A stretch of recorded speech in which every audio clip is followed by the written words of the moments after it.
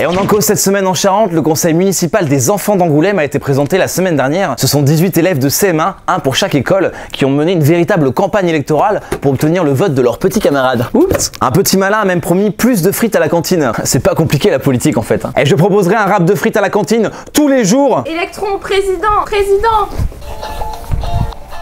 Ces petits élus ont un vrai rôle à jouer, ils se réunissent toutes les 2 semaines et font des propositions concrètes. La ville garde ce qui est réalisable et pioche ensuite dans un budget dédié.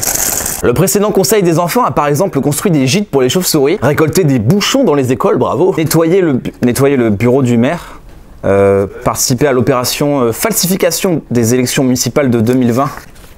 Ces conseils existent aussi à Brie, Soyaux, Champigny ou Fléac, un peu partout dans l'agglomération. Ce ne sont pas des fabriques à élus, mais c'est peut-être le début d'une vocation. Électron libre au président, jour 1. Bière gratuite dans les cantines.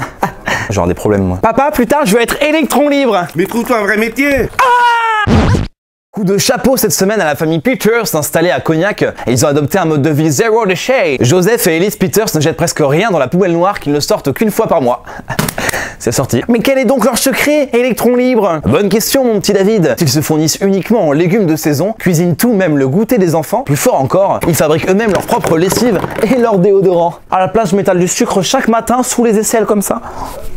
Bon, c'est génial tout ça, mais il faut du temps et un peu d'argent. Leur budget est quand même de 600 € par mois pour 4 personnes. Et ils sont tous les deux ingénieurs agronomes de formation. Ça peut aider. Ça peut. Ah, mais ça sent le caramel.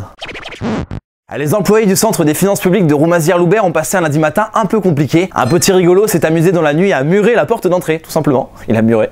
Je mure, tu mures.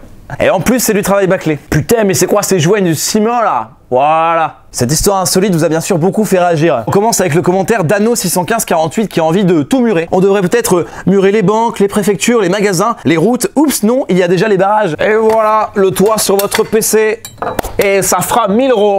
Nat 1967 est serviable, elle est prête à faire un devis à la ville. Mais moi je fais mieux. Écoute Nat, on cherche pas à construire le mur, en fait on cherche à déconstruire le mur pour que les gens puissent travailler. Véronique Machiavelli-Rouvert a cassé le game. Celui qui a fait ça a suivi les conseils de Macron, il a traversé la rue, il est devenu maçon. Pourquoi porter plainte? Il a trouvé du travail. On termine avec Philippe Faure. Je suis mur de rire, bien joué messieurs et mesdames. Mur de rire, mort de rire.